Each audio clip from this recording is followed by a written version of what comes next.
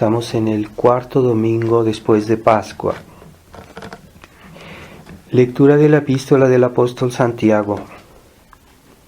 Carísimos, toda dádiva preciosa y todo don perfecto de arriba viene, del Padre de las luces, en quien no cabe mudanza ni sombra de variación, porque de su voluntad nos ha engendrado con la palabra de la verdad, a fin de que seamos como las primicias de su creación.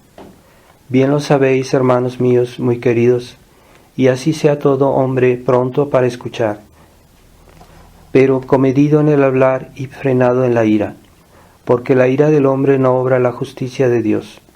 Por lo cual, dando de mano a toda inmundicia y exceso vicioso, recibid con docilidad la divina palabra, que ha sido como ingerida en vosotros y que puede salvar vuestras almas.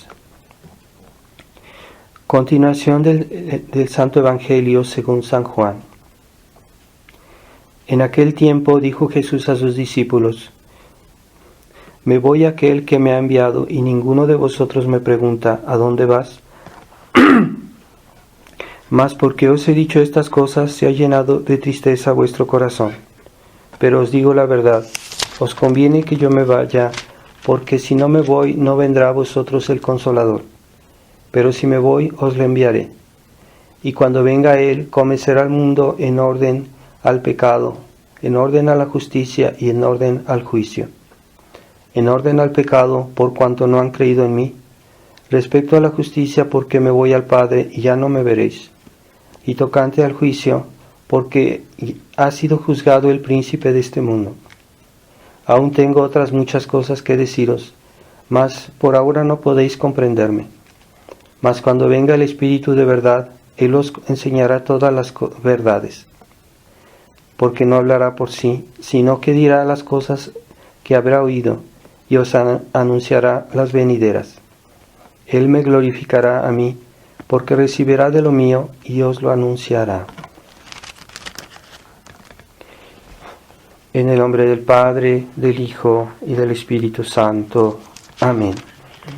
Ave María Purísima, sin pecado. Estimados hermanos, estamos aproximándonos al tiempo de la Ascensión y ya nuestro Señor, en cierta manera, ya está despidiéndose de los apóstoles, pero les dice que nos conviene a nosotros o a ellos también de que Él se vaya. ¿Por qué?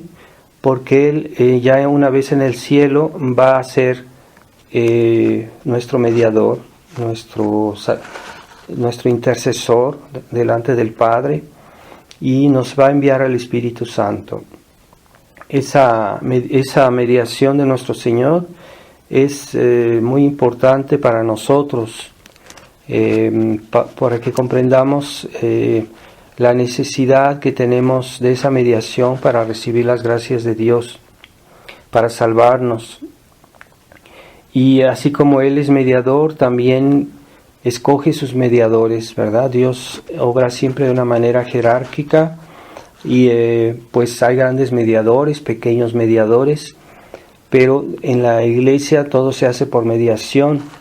Esto es un poco o bastante opuesto a ese espíritu liberal de independencia, de autosuficiencia, ¿verdad? De que cada quien hace las cosas por sus propios medios, por sus propias fuerzas, y que no quiere depender de alguien, de los demás. Es muy común en nuestra época esa mentalidad de independencia.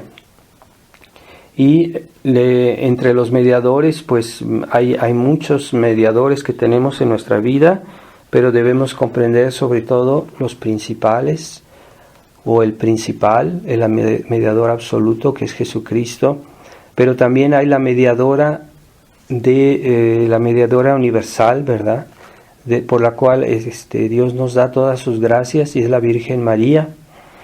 Estamos en el mes de mayo. Recordemos que este mes debemos recordarnos particularmente de Nuestra Señora, e invocarla y venerarla, florear sus imágenes, rezar un poquito más de rosarios. Y ella es la que Dios ha querido que sea nuestra mediadora y mejor dicho, mediadora universal.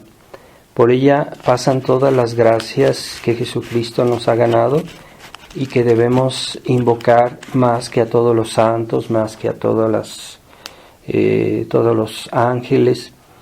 Y debemos comprender que Dios no quiere que nuestra devoción a la Virgen María sea una devoción facultativa, es una devoción necesaria. Así que hay que inquietarse por aquellas personas que no tienen devoción a la Virgen María, porque es una mala señal. Como cuando dicen los santos que la devoción a la Virgen María es señal de predestinación, también la falta de devoción a la Virgen María es también una mala señal. Así que hay personas que no tienen una especial devoción a la Virgen, hay que inquietarse por ellas y hay que tratar de convencerlas, ¿verdad?, de que ante todos los santos y todas las devociones debemos honrar y pedir a la Virgen que nos ayude. Y hoy, en esta época de incredulidad, de impiedad, de indiferencia a Dios, hay mucha indiferencia también a la Virgen María. Lo vemos también incluso en los hombres de iglesia que casi no hacen referencia a la Virgen María o poco.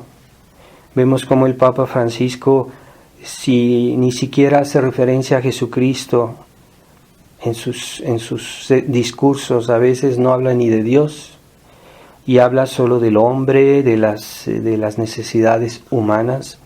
Se ha hecho una especie de animador social, una especie de promotor del nuevo orden mundial. Es una vergüenza que un hombre de iglesia ni siquiera mencione a la Virgen María, como que lo hace a fuerzas algunas veces, pero no es un devoto de la Virgen María. Entonces nosotros debemos tomar conciencia de esta misión que Dios le ha confiado a la Virgen María, que en la cruz le dijo al apóstol San Juan: he aquí a tu madre. Entonces ella es la nueva mediadora, porque con Jesucristo nos mereció la salvación en el Calvario. Entonces, si ella tiene en sus manos la mediación de todas las gracias, y que ella puede, y que ella que ya todo está pagado, que todas las gracias que Dios puede darnos ya están pagadas, porque Jesucristo las pagó en la cruz, que todas esas gracias están, por decirlo así, en el arca de la iglesia, y que esas gracias la Virgen puede distribuirlas. Entonces, ¿por qué no se aplican, verdad? Esa es la gran pregunta. Vemos, nosotros a veces pedimos por el mundo, pedimos por muchas cosas, y no siempre se aplican esas gracias, aunque estén ya ganadas, aunque ya estén pagadas, y que la Virgen puede, sí, se dice que es la omnipotencia suplicante, la Virgen María. Entonces la Virgen puede realmente, pero ¿por qué no se aplican esas gracias? Esa es la gran pregunta. Y el obstáculo no hay que verlo del lado de Nuestra Señora, no hay que verlo del lado del cielo, hay que verlo del lado nuestro. Y esa es la razón, es porque los hombres, los cristianos, tienen una falsa concepción de la importancia de las cosas, porque si la Virgen nos puede dar todas las gracias, nosotros no pedimos las gracias primero, las más importantes, primero las que Dios quiere que le pidamos en primer lugar, porque los hombres están muy apegados a los bienes materiales, a las necesidades humanas, y no ven primero las gracias más importantes, la que Dios nos quiere dar primero. Como les decía en otro domingo, que Jesucristo por su pasión y su resurrección nos mereció no solo la redención del alma, sino también del cuerpo, nos mereció el cielo, y la redención del cuerpo no se hace enseguida, será más bien al final del mundo. ¿Por qué Dios hace eso? Porque si Dios nos diera ya en esta vida un cuerpo impasible, un cuerpo sin problemas físicos, entonces nosotros tendríamos tendencia a olvidar lo que es más importante. Y primero es el alma, primero es estar en estado de gracia. Porque fue por un pecado que vinieron todos los demás males, por el pecado de Adán y por la pérdida de la gracia que todo lo demás se perdió. Así que si Dios nos diera lo demás, perderíamos de vista lo más importante, lo que es la verdadera causa de todos los males, y es el pecado. Entonces, lo primero que debemos pedir es la liberación de nuestra alma, de nuestra inteligencia, de nuestra voluntad, del pecado, de los malos afectos, de los malos deseos, la esclavitud espiritual. Esa es la primera preocupación. Y como decía Jesucristo, si buscad primero el reino de Dios y su justicia, y lo demás se os dará por añadidura. Es decir, que primero hay que pedir la conversión de nuestra alma, primero hay que pedir nuestra vida interior, nuestra vida de amor a Dios y de gracia, y de dar gloria a Dios en primer lugar. Es lo más importante, es lo que verdaderamente cuenta, y ya lo demás se nos dará por añadidura. Pero muchos cristianos generalmente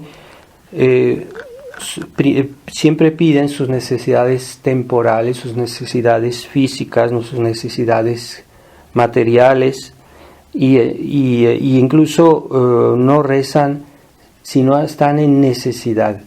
Si no tienen una necesidad particular, muchos ya no rezan, no piden nada, pero sí cuando tienen problemas, cuando tienen necesidades temporales, entonces sí rezan, ¿verdad?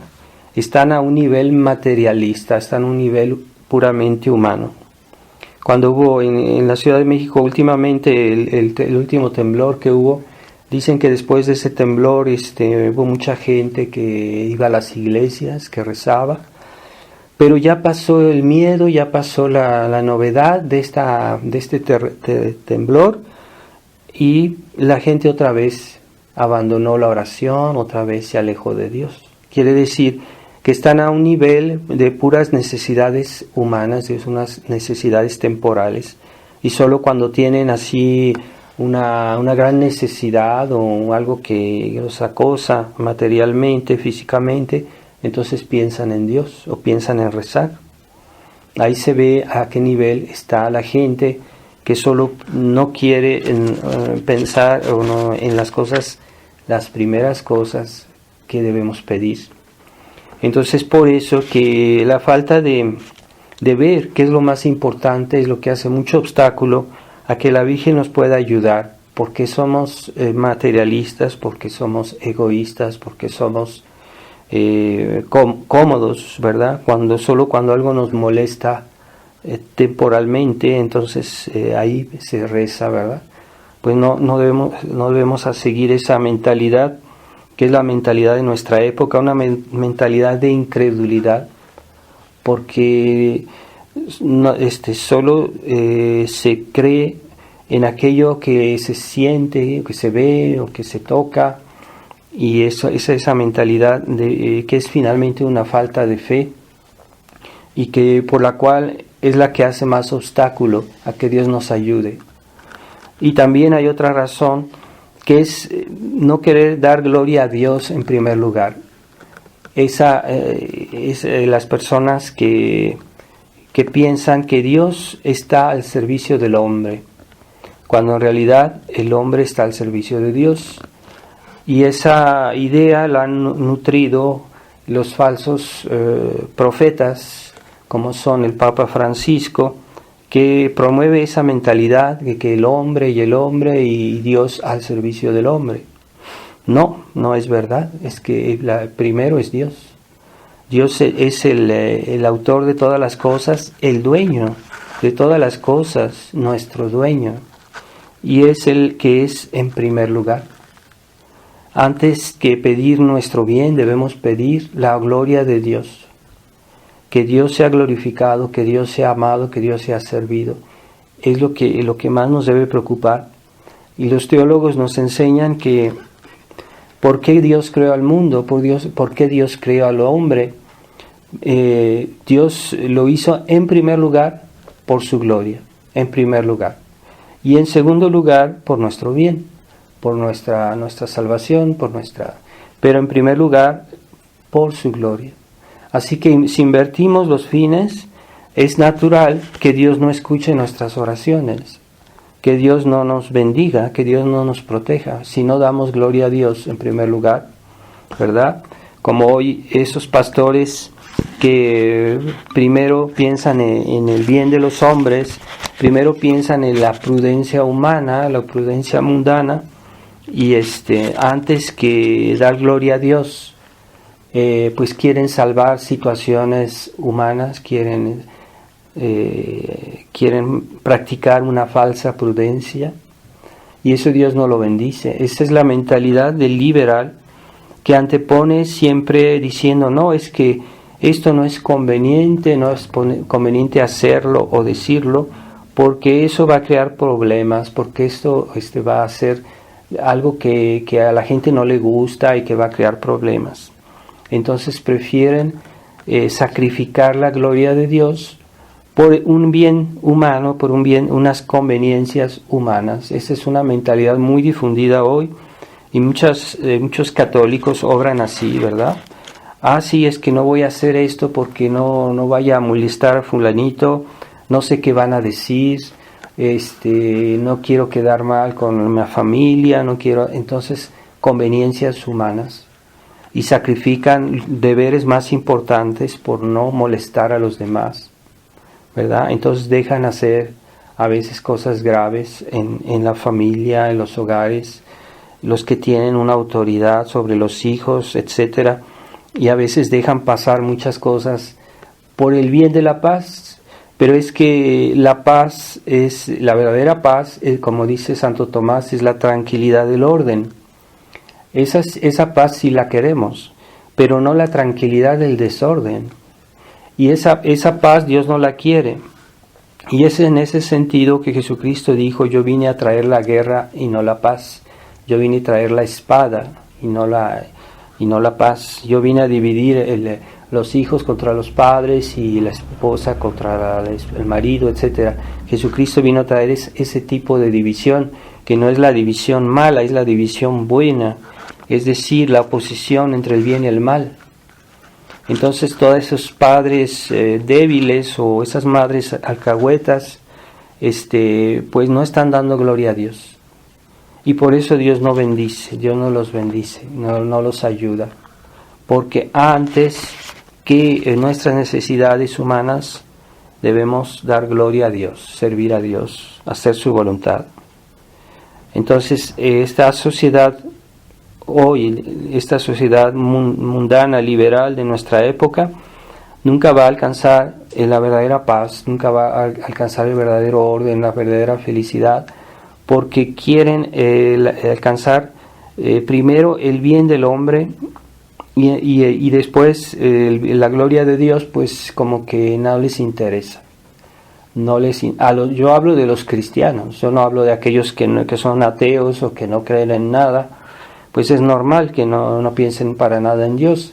Lo que no es normal que haya católicos que solo se preocupan por las necesidades humanas, por los bienes temporales, y que nunca rezan, no tienen tiempo porque hay otras necesidades. Entonces en esas circunstancias la Virgen no nos puede ayudar, porque no lo merecemos o no lo merecen aquellos que viven de esa manera. Y después se extrañan, ¿verdad? ¿Por qué Dios no nos ayuda?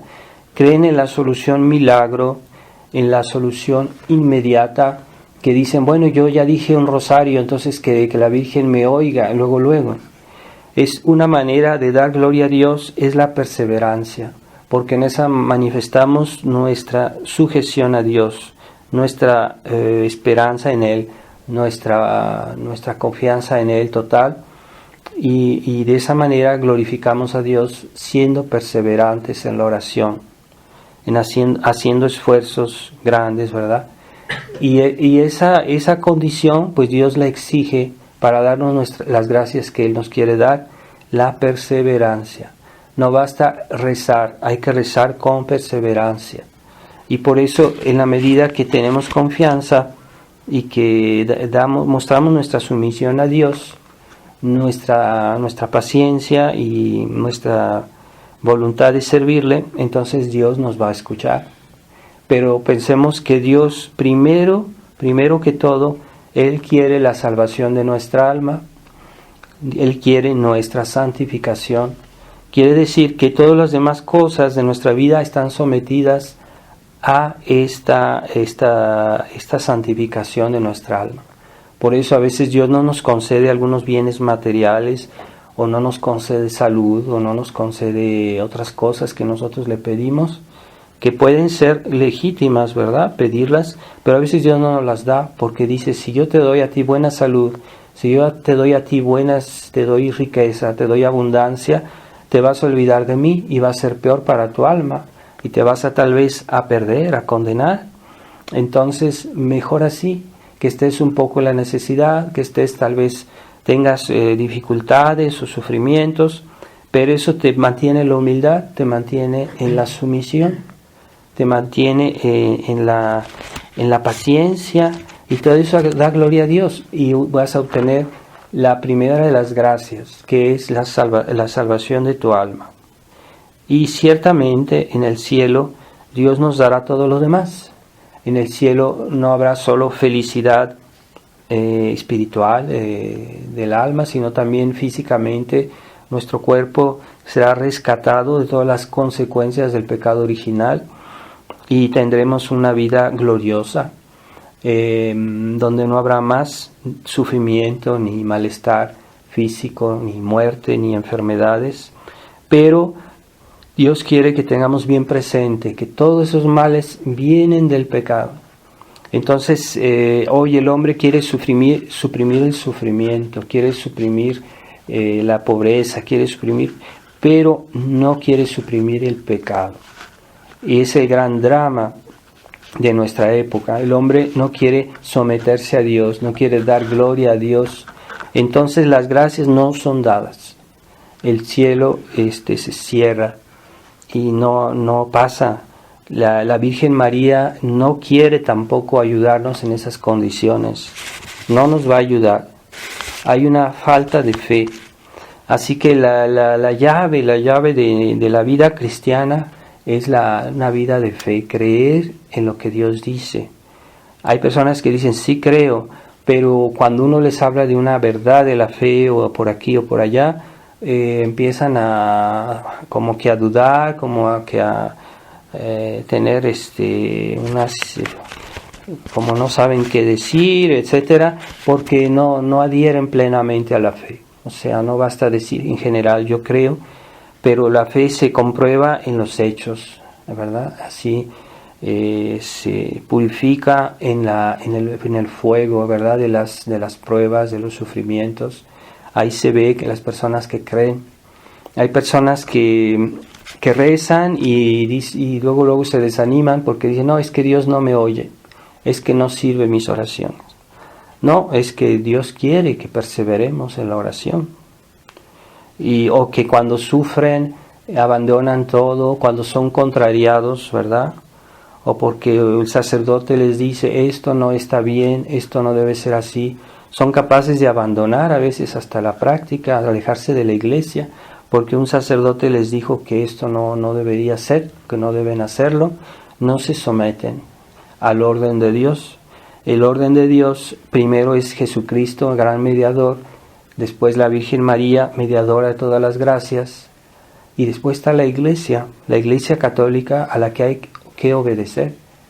Hay personas que consideran que son de mentalidad protestante, piensan que ellos directamente pueden unirse a Dios sin necesidad de la Iglesia. Es un acto de soberbia. esa soberbia Dios la castigó con la sumisión que debemos tener a la iglesia, someternos a la iglesia y a los hombres de iglesia que hacen su deber. Yo no hablo de los hombres de iglesia que son impíos o que están trastornando la fe. A esos no hay que obedecerlos, está claro.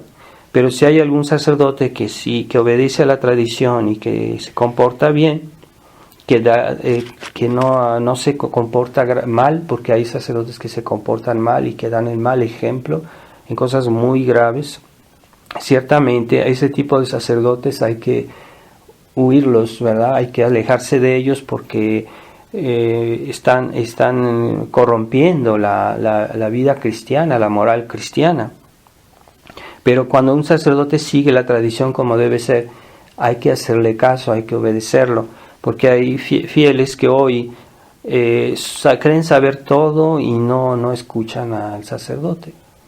Y pues es una de las condiciones que Dios nos dio para estar unidos a Él, para estar unidos a la iglesia, estar unidos a la Virgen María, es la iglesia. Y la iglesia no es un ente de razón, una cosa imaginaria, es una realidad física incluso, ¿verdad? Por ejemplo, si uno va a confesarse y el sacerdote dice, pues no hagas esto, evita, no leas tal libro, no veas tales cosas en internet, no veas esto, no evita a tal persona, hay que escucharlo e incluso hay que obedecer, porque el sacerdote no es un consejero nada más, es también autoridad. Y hay muchos que no quieren reconocer la autoridad del sacerdote. Lo consideran un animador, lo consideran una especie de animador social, el sacerdote no es un animador social, es un mediador realmente. Y él tiene ese poder de no solo de perdonar los pecados, ese poder de consagrar la hostia, la Eucaristía.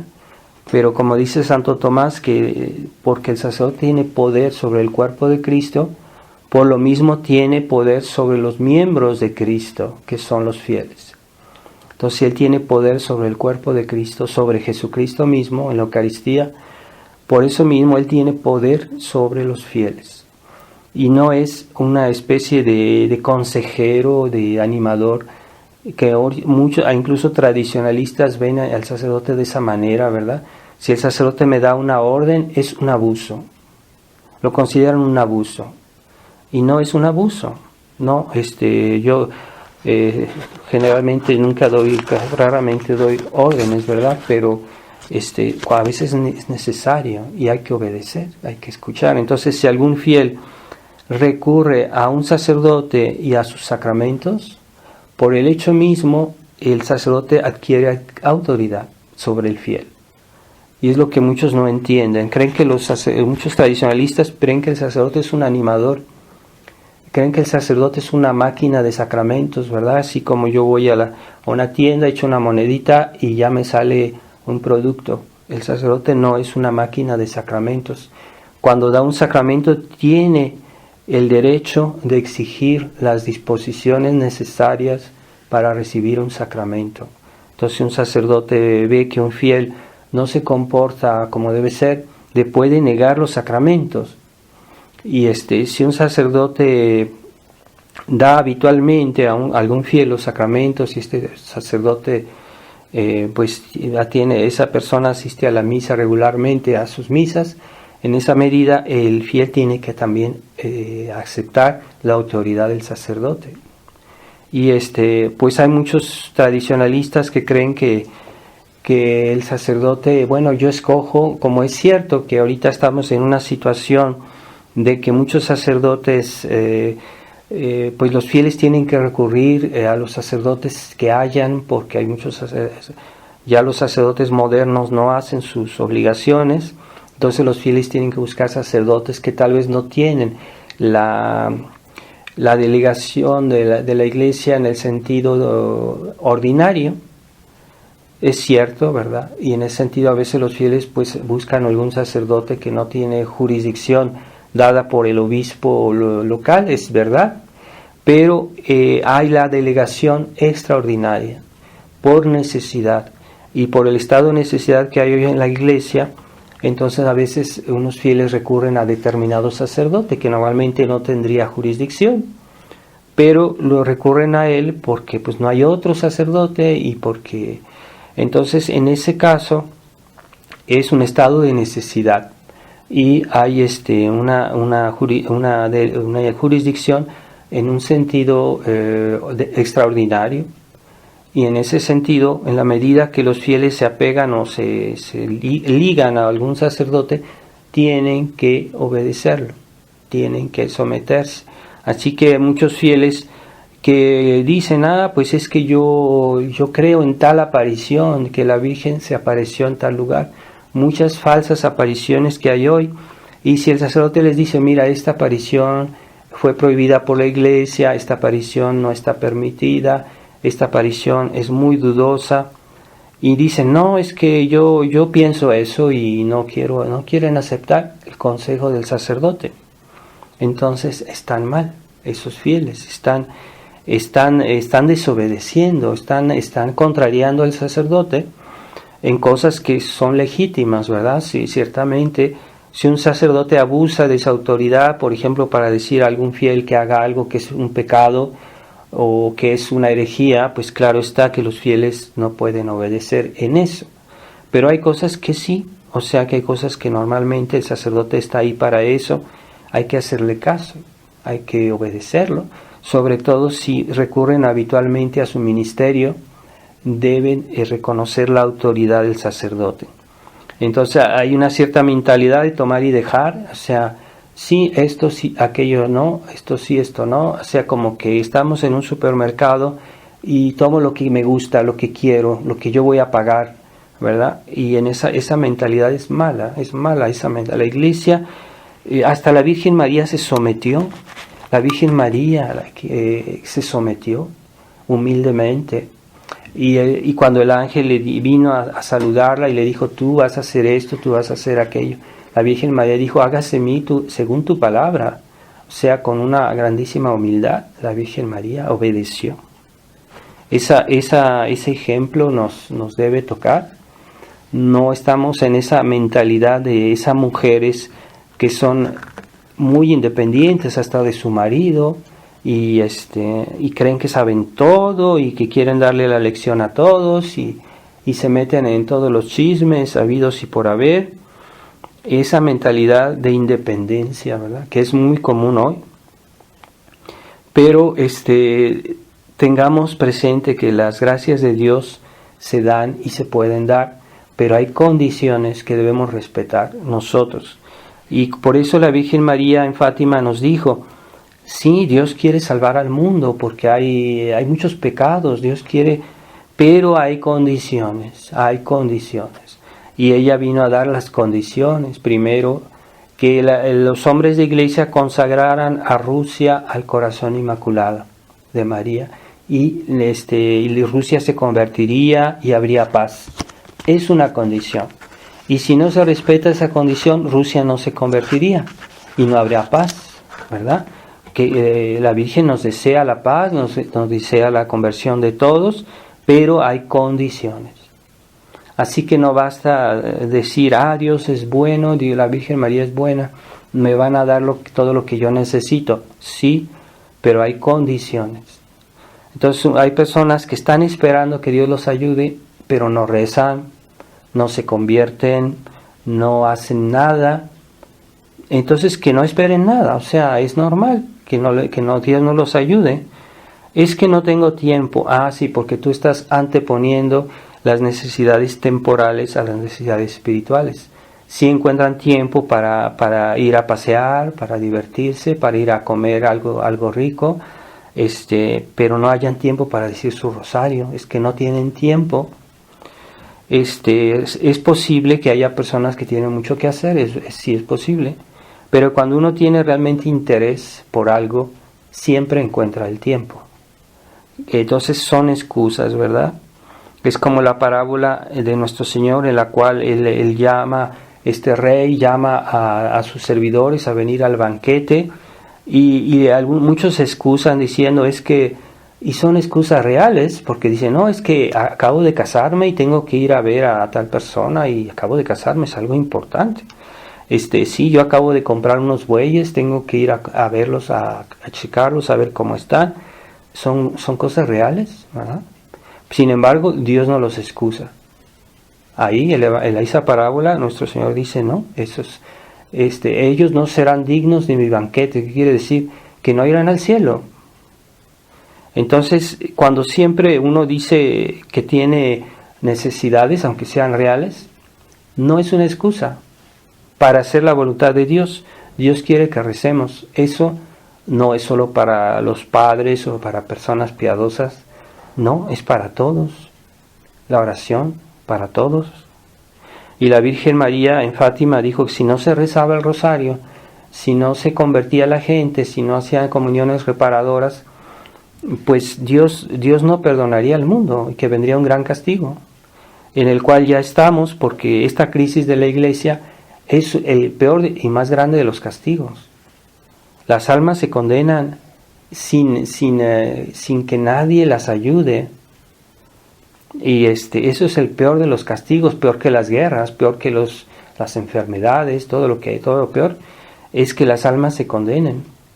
¿Cuánta gente muere hoy en una suprema indiferencia, que ni sus familiares ni nadie piensan en que se confiese antes de morir, después de una vida de pecado, de una vida de diversiones, de materialismo, y mueren así con la más grande tranquilidad, la grande indiferencia, apatía, y mueren así, y nadie se preocupa. Después que se muere, ahí le hacen hasta fiesta, como diciendo, esta persona fue muy buena y esta persona ciertamente se fue al cielo. Pues es muy dudosa su salvación en esas condiciones. Pero la gente vive en la ilusión. Y los pastores alimentan estas ilusiones. Por eso el juicio de esos pastores modernistas será terrible delante de Dios, porque muchas almas en el juicio les reclamarán y les dirán, ¿por qué ustedes no nos dijeron la verdad? ¿Por qué no en lugar de tranquilizarnos y de darnos pura fiesta y música, no nos dijeron cuidado, peligro para ustedes? Y entonces esos pastores estilo Papa Francisco, que todo lo ven de color de rosa y no exigen la gloria a Dios, ¿verdad? Que todo les da igual, pero es que la impiedad, la indiferencia, la falta de fe, todo eso ofende a Dios. Entonces, y el Papa Francisco no se preocupa por decir a la gente, cuidado el pecado, cuidado la falta de oración, cuidado que hay que convertirse en la verdadera religión. No, él dice, no, es que nosotros no estamos para convertir a los demás. Es veneno para el ecumenismo, así han dicho, veneno para el ecumenismo, como si el ecumenismo fuera más que Dios. O sea que el ecumenismo es más importante que dar gloria a Dios, que salvar las almas. Así que están en ese plan de indiferentismo, y por eso las gracias del cielo no bajan y no bajarán mientras esté así. Pero siempre es dar gloria a Dios es una forma de reparación. Por ejemplo, yo hice un pecado y me arrepiento, pido perdón a Dios, rezo, estoy dando gloria a Dios, porque esa gloria a Dios que yo le quité con ese pecado es como negar a Dios, ¿verdad? Cuando yo hago un pecado estoy negando la gloria de Dios, no le doy gloria a Dios con mi vida, con mis actos. Pero cuando yo pido perdón y estoy glorificando a Dios, como diciendo, Dios mío, te ofendí, yo te regreso tu gloria, ¿no? Esa gloria que no quise darte antes, ahorita te la doy. Bueno, pero cuando alguien absolutamente no quiere dar gloria a Dios, entonces viene lo que se llama el castigo, porque el castigo es una forma de dar gloria a Dios. El pecador castigado es la justicia de Dios, como reparación a esa gloria que no le quiso dar. Así que cuando Dios condena a alguien al infierno, está glorificando su nombre, porque ahí se está haciendo justicia a su gloria, esa gloria ofendida, y esa gloria es reparada por el castigo. Pero cuidado, no debemos esperar que la gloria de Dios venga de esa manera. No debemos esperar que Dios haga su gloria a la fuerza, por el castigo, y un castigo eterno. Así que no hay que jugar con esas cosas. Pero hoy la gente vive en la superficialidad y le gusta la superficialidad, se ríe de la superficialidad y está jugando con eso, ¿verdad? Este tiempo de espera que Dios nos da para escoger nuestra eternidad en esta vida no es un juego. Pero hay personas que desperdician toda esta vida, todo este tiempo que Dios nos da para glorificarlo, para santificarnos y para obtener sus gracias, para acercarnos a las fuentes de la mediación, principalmente a la Virgen María, mediadora de todas las gracias. Entonces, pensemos en eso, no nos hagamos ilusiones y revisemos nuestras disposiciones. ¿En qué disposiciones yo rezo? ¿De qué manera yo rezo? ¿Rezo sin ganas? ¿Rezo como quejándome? ¿Rezo diciéndome cuándo va a terminar esto? ¿O rezo con placer, con amor a Dios y con confianza? ¿Cómo la Virgen María obtuvo todas las gracias que tuvo? Pensemos, ¿verdad? Ella, ¿cómo se llegó a ser la Madre de Dios? ¿Por qué Dios la escogió? Por sus disposiciones. Quiere decir que si nosotros estamos bien dispuestos, Dios nos va a dar gracias, y grandes gracias. Si nuestras disposiciones son mayores, si nuestra humildad place a Dios, no place a nosotros mismos. Algunos se complacen en su humildad. ¿Qué quiere decir? Soberbia, ¿verdad? ¿Cómo nos vamos a complacer en nuestra humildad? No, es soberbia. Algunos creen que son algo y no son nada.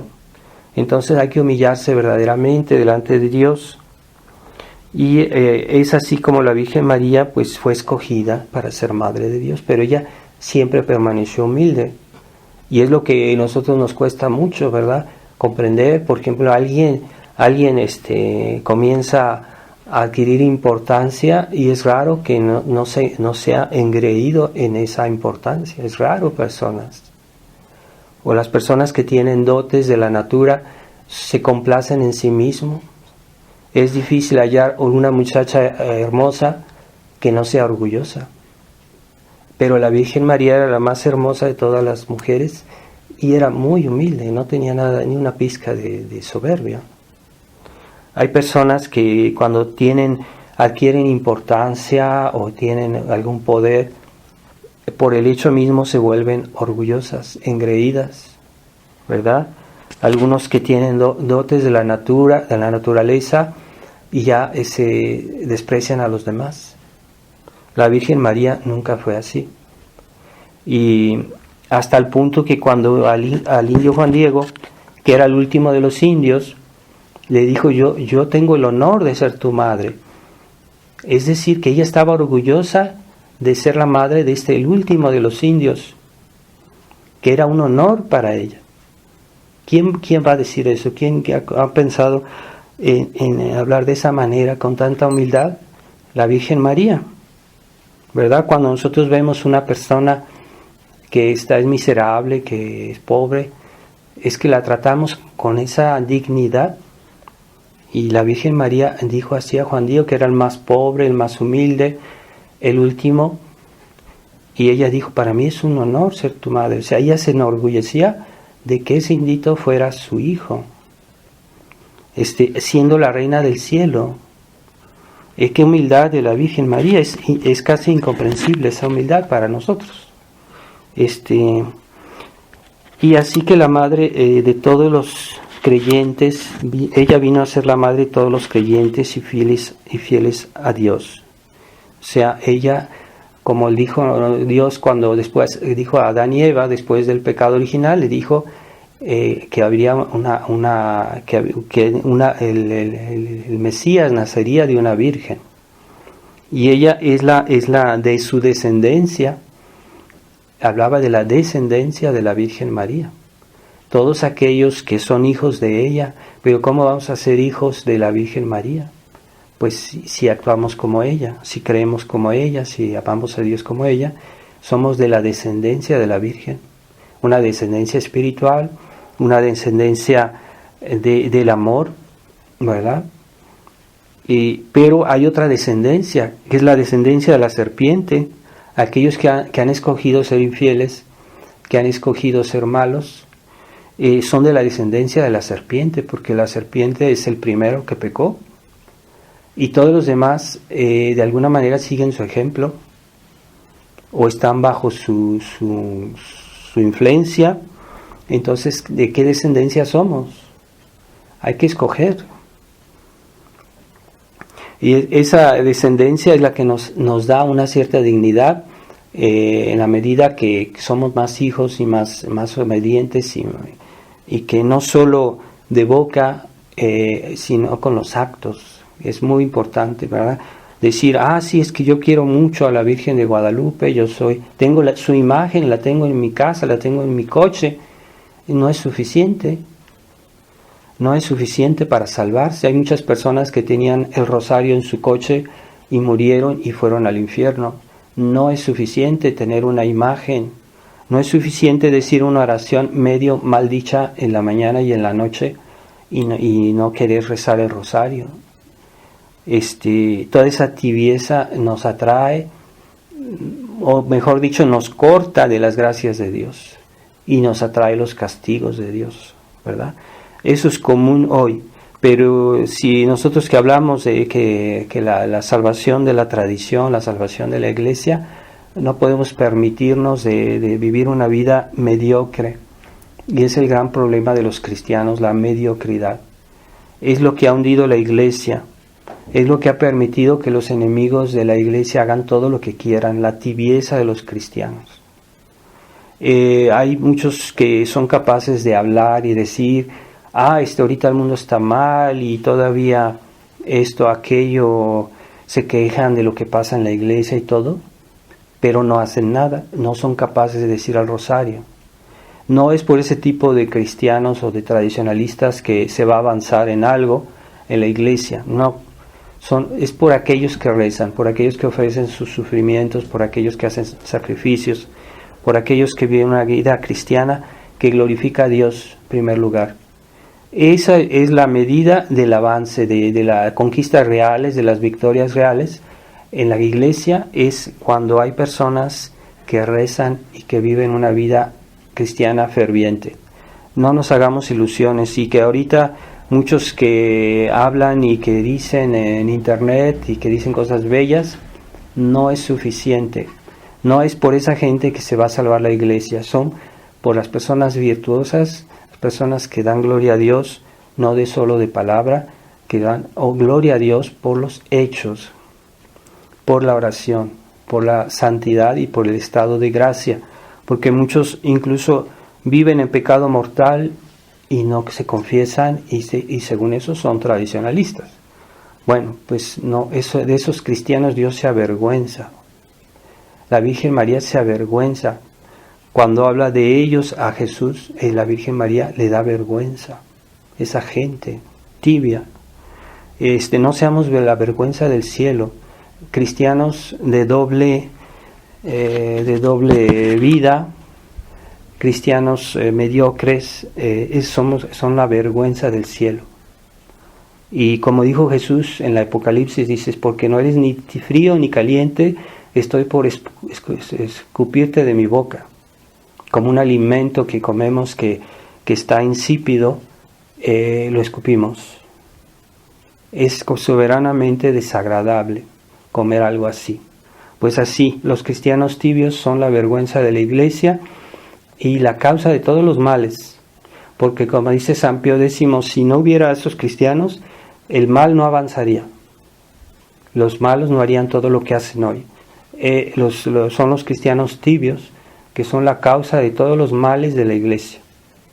Pidamos entonces a la Virgen María, su corazón inmaculado, porque Dios quiere que tengamos una devoción especial por el corazón inmaculado de María, porque el corazón es el símbolo de la voluntad.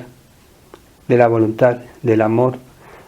Y la Virgen, su amor, su voluntad fueron plenos, no fueron mediocres, no fueron parciales. En la Virgen María no hay parcialidades, no hay mediocridad, no hay indiferencias. Bien. Ave María Purísima, sin pecado concebida. En nombre del Padre, y del Hijo, y del Espíritu Santo. Amén.